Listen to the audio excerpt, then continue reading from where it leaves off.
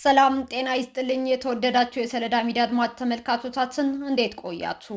ለዕለቱ መራርጠን ወደ እናንተ ለማድረስ ያዘጋጀናቸው አዳዲስ ትኩስና ወቅታዊ መረጃዎችን ይዘን ቀርበናል። መረጃዎቻችን እየተከታተላችሁ እስከ ፕሮግራማችን ፍጻሜ ከኛ ጋር እንድትቆዩ ከወዲሁ በታላቅ አክብሮት ጋብዛለሁኝ። የደብረጽዮን ቡድን አዲስ የፕሮፓጋንዳ ዘመቻ ጀምሯል ተባለ። በደብረጽዮን የሚመራው የህወሓት ቡድን በትግራይ ክልል አዲስ መዋቅራዊ የፕሮፓጋንዳ ዘመቻ መጀመሩ ተገልጿል።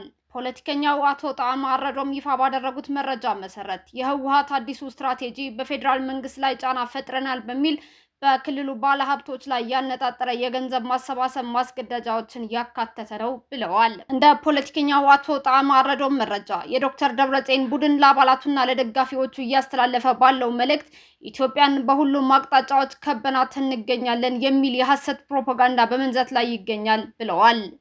በፕሮፓጋንዳው ላይ የተጠቀሱት ዋና ዋና ነጥቦችም የህወሓት ጽንፈኛ ቡድን በአፋርና በአማራ ክልሎች በኩል አልፈን በሱዳን ድንበር በኩል እስከ ቤንሻንጉል ጉሙዝ አሶሳ ተጉዘን ከኦነግ ሸኔ ጋር ግንባር ለመፍጠር እየተንቀሳቀስን ነው ብለዋል። በተጨማሪም በሶማሊያ በኩል ከአልሸባብ ጋር ግንኙነት መመስረቱንና ታጣቂዎች መላኩን በመግለጫው ጠቅሷል። የፌዴራል መንግስት የአፍሪካ ህብረት ከፍተኛ ተወካይ የነበሩትን ኦሉሴጉን ኦባሳንጆንና ሌሎች ዲፕሎማቶችን ወደ መቀሌ በመላክ እየለመነን ይገኛል የሚል ማረጋገጫ ለመስጠትም ህወሓት እየሞከረ ይገኛል። በዚሁ ስብሰባ ላይ ኦባሳንጆ ዶክተር ደብረጽዮንን ፕሬዝዳንት ብለው እንደጠሯቸውና ለህወሓት እውቅና እንደተሰጠው በስፋት እየተሰበከና የፕሮፓጋንዳ ብዛት እየተነዛ እንደሚገኝ ተገልጿል። ይህ ጽንፈኛው የህወሓት ቡድን ለወደፊቱ ሁለት የፖለቲካ አማራጮችን ያስቀመጠ ሲሆን የመጀመሪያው በፌዴራል መንግስት ውስጥ ያሉ ቁልፍና ወሳኝ የስልጣን ቦታዎችን መልሶ መቆጣጠር ሲሆን ያ ካልተሳካለት ደግሞ ትግራይን ነጻ ሀገር ማድረግ የሚል እንደሆነ ታውቋል። ይህ አዲስ የፕሮፓጋንዳ ዘመቻ በክልሉ ውስጥ የሚንቀሳቀሱ ነጋዴዎችና ባለሀብቶችን በግልጽ ኢላማ ያደረገ ማስፈራሪያ ማካተቱም ታውቋል። የህወሓቱ አንጃ ቡድን ሀብታችሁን ለጦርነት ዘመቻ ንቅናቄ አዋጡ የሚል ጥሪ ለባለሀብቶች ያቀረበ ሲሆን ይህንን ትዕዛዝ የማይፈጽሙ ባለሀብቶች ግን ሀብታቸውም ሆነ ህይወታቸው በቁጥጥራችን ስር ስላለ ማምለጥ አትችሉምና እርምጃ ወስድባቸዋለሁ ሲል ይህ የደብረጽዮን ቡድን ግልጽ ማስጠንቀቂያ አስተላልፎባቸዋል። በተለይም በአሁኑ ወቅት በመቀሌ ከተማ ከፍተኛ አስተዳደራዊ ስልጣን ላይ የሚገኙት ሁለት አመራሮች ላይ ጠንካራ ትችትም በአቶ ጣዕመ አረዶም ተሰንዝሯል። ትችት የቀረበባቸው የህወሓቶች አመራር ዶክተር ረዳኢ በርሄ የመቀሌ ከተማ ከንቲባ ሲሆን ሌላኛው ደግሞ ዶክተር አብርሃም ሀጎስ የኮሚኒኬሽን ቢሮ ኃላፊ መሆናቸው ተገልጿል። እንደ መረጃው ገለጻ ሁለቱ የህወሓት አመራሮች አሁን ባለው የፖለቲካ ፕሮፓጋንዳ በስሜት ውስጥ የገቡና የሰከሩ መሆናቸው በመጥቀስ በተግባር ግን ቀደም ሲል በነበረው የክልሉ ጦርነት ላይ ያበረከቱት አስተዋጽኦ የበከተና አነስተኛ የነበረ መሆኑን አቶ ጣዕመ አረዶም ገልጸዋል። ዶክተር ረዳኢ በርሄ ተማርኮ የነበረ ሲሆን ሌላኛው ደግሞ ተደብቆ የነበረ ሲሉም ያለፈ ታሪካቸውን አቶ ጣዕመ ወቅሰዋል። ወቅታዊውን የህወሓት ቡድን እንቅስቃሴ ከመሬት እውነታ የራቀ መሆኑን የታዘቡት የፖለቲካ ተንታኙ አቶ ጣዕመ አረዶም ሁኔታው እጅግ የወረደ በዚህ በህወሓት ቡድን የተነደፈው የፕሮፓጋንዳ ቅድም የሰማይና የምድር ያህል ልዩነት ያለው ፈጽሞ ሊሳካ የማይችል የቅዠት ስትራቴጂ ነው ሲሉ ደምድመውታል። የፌዴራል መንግስት የትግራይ ክልልን ዘላቂ ሰላምና ልማት ለማረጋገጥ ያሳየው ቁርጠኝነት ህገወጡ የቀድሞው የህወሓት ቡድን ለዳግም እኩይ ዓላማና ለጦርነት ዝግጅት ማደራጃነት እየተጠቀመበት መሆኑን የቀድሞው የህወሓት ሊቀመንበር ዶክተር አረጋዊ በርሄ ገለጹ። ወቅታዊውን የትግራይ ክልል ሁኔታ አስመልክተው ከኢትዮጵያ ዜና አገልግሎት ጋር ቆይታ ያደረጉት ዶክተር አረጋዊ በርሄ ጦርነት ናፋቂው ጽንፈኛው የህወሓት ቡድን የፕሪቶሪያውን የሰላም ስምምነት የይስሙላ በመፈረም በተግባር ግን ህገወጥ ወታደራዊ አቅም በመገንባት ላይ እንደሚገኝ አጋልጠዋል። እንደ ዶክተር አረጋዊ በርሄ ማብራሪያ የፌዴራል መንግስት ከፕሪቶሪያው ስምምነት በኋላ በትግራይ ጊዜያዊ አስተዳደር በማዋቀር ሰብአዊ ድጋፍና መልሶ ግንባታን ለማፋጠን ከፍተኛ በጀት መድቦ በትጋት ሲሰራ ቆይቷል ብለዋል። ሆኖም ህልውናው ያከተመው የቀድሞው ህወሓት ቡድን ይህንን መልካም አጋጣሚ ለህዝቡ ሰላም ከመጠቀም ይልቅ ለራሱ የጥፋት ዓላማ ማሳኪያና የጊዜ መግዛ አድርጎታል ብለዋል ዶክተር አረጋዊ በርሄ።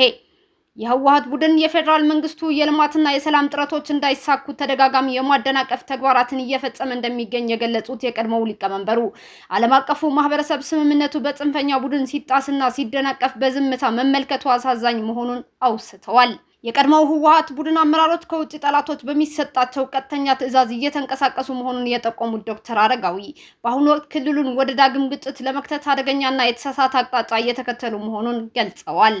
ለዚህም ማረጋገጫ የሚሆኑት ዋና ዋና ነጥቦች የክልሉ ወጣቶች ለአስገዳጅ ወታደራዊ ምልመላ በመዳረግ በትግራይ ላይ አዲስ የስጋት ደመና እንዲያንዣብብ አድርገዋል። የቡድኑ አመራሮች ህፃናትን ከወላጆቻቸው ጉያ በመንጠቅ ጭምር አዲስ የጦር ኃይል ለማደራጀት እየገቱ መሆኑን ታውቋል።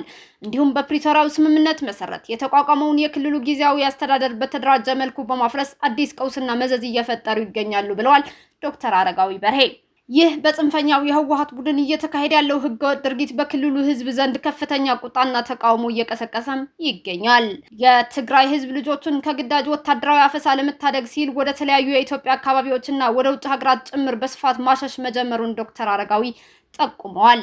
በተጨማሪም በቡድኑ የጥፋት መስመር በመሰላቸት ተስፋ የቆረጡ በርካታ ነባር ታጣቂዎች መዋቅሩን ለቀው በመውጣት አምባገነኑና ጽንፈኛው የህወሓት ቡድን በብረት ጭምር መዋጋት መጀመራቸውን ዶክተር አረጋዊ በርሄ አስረድተዋል። ዶክተር አረጋዊ በርሄ በመግለጫቸው ማጠቃለያ ላይ ይህ የወታደራዊ ዝግጅት ፕሮፓጋንዳና የውክያ ዓላማ እንቅስቃሴ የክልሉን ህዝብ ዳግም ወደማይወጣው ማጥ ውስጥ የሚከት በመሆኑ በሀገር ውስጥና በውጭ ሀገር የሚኖሩ የትግራይ ተወላጆች፣ መላው ኢትዮጵያውያንና ዓለም አቀፉ ማህበረሰብ የዚህ የጽንፈኛው ህወሓት ቡድን ህገወጥ ጉዞ በአንድ ድምፅ አጥብቀው ሊያወግዙትና ሊከላከሉት እንደሚገባ አሳስበዋል። የአቃቂ ቃሊቲ ፖሊስ በ300 ሚሊዮን ብር የሞተር ዘይት ስርቆት በተጠረጠሩ ግለሰቦች ላይ ክስ መሰረተ። በአዲስ አበባ ከተማ በአቃቂ ቃሊቲ ክፍለ ከተማ ልዩ ስሙ ካዲስኮ ተብሎ በሚጠራው አካባቢ ከናሽናል ኦይል ኢትዮጵያ አክሲዮን ማህበር ወይም ኖክ የዋጋ ግምቱ 300 ሚሊዮን ብር የሆነ የሞተር ዘይት በመስረቅ ወንጀል በተሰማሩ 6 ተጠርጣሪዎች ላይ ይፋዊ የክስ ምስረታ መከናወኑን የአቃቂ ቃሊቲ ክፍለ ከተማ ፖሊስ ዋና መምሪያ አስታውቋል። ናሽናል ኦይል ኢትዮጵያ ወይም ኖክ የዋጋ ግምታቸው 300 ሚሊዮን ብር የሚያወጡ 200 በርሜል የሞተር ዘይቶችን ለዊ ቢውልድ ኮይሻ ኤሌክትሪክ ኃይል ፕሮጀክት እንዲያጓጉዝለት ከአንድ አሽከርካሪ ጋር ውል ይዋዋላል። አሽከርካሪው መንጃ ፍቃድ፣ ሊብሬና የተሽከርካሪ ሰሌዳ ቁጥር አስመዝግቦ ጭነቱን ቢረከብም ንብረቱ መድረሻው ወደ ሆነው የኮይሻ ፕሮጀክት ሳይደርስ መቅረቱን ድርጅቱ ያረጋግጣል። ጉዳዩ ለፖሊስ ሪፖርት ከተደረገ በኋላ በተካሄደው ፈጣን የምርመራ ስራ አሽከርካሪው የተጠቀመባቸው የባለቤትነት ማረጋገጫ ደብተር ወይም ሊብሬና መንጃ ፍቃድ ሙሉ በሙሉ ሐሰተኛ ሆነው ተገኝተዋል። በተጨማሪም በተሽከርካሪው ላይ ተለጥፎ የነበረው ሰሌዳ ቀደም ሲል ጠፍቷል ተብሎ የተመዘገበ የሌላ መኪና ሰሌዳ መሆኑን ፖሊስ አረጋግጧል። የአቃቂ ቃሊቲ ክፍለ ከተማ ፖሊስ ዋና መምሪያ ባደረገው ብርቱ ክትትል አሽከርካሪው ከድርጅቱ ጋር ያገናኘውን ግለሰብ ጨምሮ በወንጀል ድርጊቱ ቀጥተኛ ተሳትፎ የነበራቸው 6 ተጠርጣሪዎች ማለትም አብዱል ሰላም ወራኪ፣ አብዱራህማን ሐሰን፣ መሐመድ ቢላል፣ ደረጀ በቀለ፣ አብዱል ሐፊዝ፣ አብዱል ሸኩርና ነጃ ካሚል በቁጥጥር ስር አውለዋል። ፖሊስ ባደረገው ተከታታይ አደን የተሰረቁት 200 በርሜል የሞተር ዘይቶች በሸገር ከተማ ሸዋ ሜዳና በቢሾፍቱ ከተማ ተደብቀው ይዞታቸው የተገኘ ሲሆን ኤግዚቢቶቹን ሙሉ በሙሉ በመያዝ በህግ አግባብ ለናሽናል ኦይል ኢትዮጵያ ማስረከብም ተችሏል። ከተያዙት ተጠርጣሪዎች መካከል ነጃ ካሚል የተባለው ግለሰብ ቀደም ሲል በግድያና በከባድ የዘረፋ ወንጀሎች ተጠርጥሮ በአዲስ አበባ ፖሊስ ዋና ጠቅላይ መምሪያ በከፍተኛ ሁኔታ ሲፈለግ የነበረ የሰለቸው ወንጀለኛ መሆኑን ታውቋል። ግለሰቡ በቁጥጥር ስር በዋለበት ወቅት ፖሊስን ለማምለጥ የሞከረበትን ሁኔታ መርማሪ ፖሊስ እንደሚከተለው ገልጾታል። ተጠርጣሪው በቁጥጥር ስር ከመዋሉ በፊት የሰሌዳ ቁጥር ኮድ 317262 ሃማ በሆነ መኪና ለማምለጥ ከፍተኛ ፍጥነት አሽከርክረዋል። ሆኖም የፖሊስ አባላት የተሽከርካሪውን ጎማ በጥይት በመምታት ሊያስቆሙት ችለዋል ብለዋል። ግለሰቡ በወቅቱ የወንጀል መረጃዎችን ለማጥፋት ሲል በእጁ ይዘት የነበረው ውድ የሞባይል ስልክም ሰብሮታል። በንብረት ርክክብ ወቅት የኖክ ስራ አስኪያጅ አቶ በኩሪያ ጌታቸው በሰጡት አስተያየት ድርጅታቸው የመጡለትን ሰነዶች ትክክለኛነት አስቀድሞ በአግባቡ ሳያረጋግጥ ንብረቱን ለአሽከርካሪው አሳልፎ መስጠቱ ትልቅ የአሰራር ክፍተት መሆኑን አምነዋል። በቀጣይም መሰል ስህተቶች እንዳይደገሙ ጥንቃቄ እንደሚደረግ ገልጸው ንብረቱን ሌት ተቀን ደክሞ ላስመለሰው ፖሊስ ምስጋናቸውን አቅርበዋል። የአቃቂ ቃሊቲ ክፍለ ከተማ ፖሊስ ዋና መምሪያ በበኩሉ የወንጀል ምርመራ መዝገቡን ሙሉ በሙሉ በማጠናቀቅ በአቃቢ ሕግ በኩል በወንጀል ፈጻሚዎች ላይ ይፋዊ የክስ ምስረታ መፈጸሙን አረጋግጧል።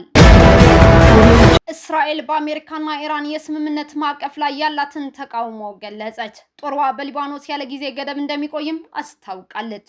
ትናንትና እሁድ ምሽት በፓኪስታን አደራዳሪነት ይፋ የተደረገው የአሜሪካና የኢራን የስምምነት ማዕቀፍ ተከትሎ እስራኤል በሊባኖስና በሌሎች ቀጠናዎች የጀመረችው ወታደራዊ እርምጃ ያለ ጊዜ ገደብ እንደምትቀጥል አስታውቃለች። ሁለቱ ሀገራት በሊባኖስ ጭምር የትኛውም ወታደራዊ ዘመቻ ለማቆም ቢስማሙም የእስራኤል ከፍተኛ ባለስልጣናት ስምምነቱን አንቀበልም ማለታቸው ተከትሎ በቀጠናው ያለው ውጥረት ይበልጥ አይሏል። እስራኤል በስምምነቱ ማዕቀፍ ላይ እስካሁን ይፋዊ መንግስት መግለጫ ባትሰጥም የሀገሪቱ የመከላከያና የብሔራዊ ደህንነት ሚኒስትሮች ግን ስምምነቱን አጥብቀው ተቃውመዋል። የእስራኤል መከላከያ ሚኒስትሩ እስራኤል ካትዝ ከጠቅላይ ሚኒስትር ቤንጃሚን ኔታንያሁ ጋር መወያየታቸውን ጠቅሰው የእስራኤል መከላከያ ኃይል በደቡባዊ ሊባኖስ በጋዛና በሶሪያ የደህንነት ቀጠናዎች ብሎ በከለላቸው አካባቢዎች ያለምንም የጊዜ ገደብ የመቆየት እቅድ እንዳለው አስታውቀዋል። እስራኤል ካትዝ አክለውም በሊባኖስ መንደሮች የሚገኙ ከሄዝቦላህ ጋር ግንኙነት ያላቸው ቤቶችና ሁሉም የሽብር መሰረተ ልማቶች ሙሉ በሙሉ እንደሚወድሙና ድንበራቸውን ለመከላከል የተያዘው አቋም ለአሜሪካ መነገሩን ገልጸዋል።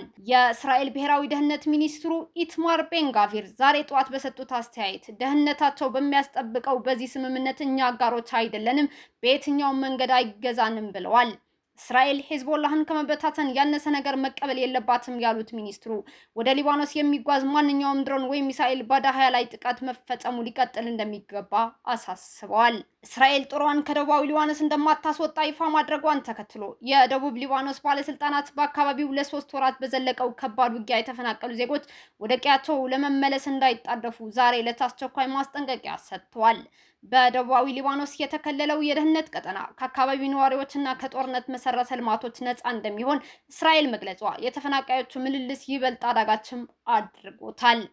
በሌላ በኩል የኢራን ውጭ ጉዳይ ሚኒስትር አባስ አራግቺ ዛሬ ማለዳ ከቱርክ ከኢራቅ እና ከግብጽ የውጭ ጉዳይ ሚኒስትሮች ጋር በስልክ ተወያይተዋል።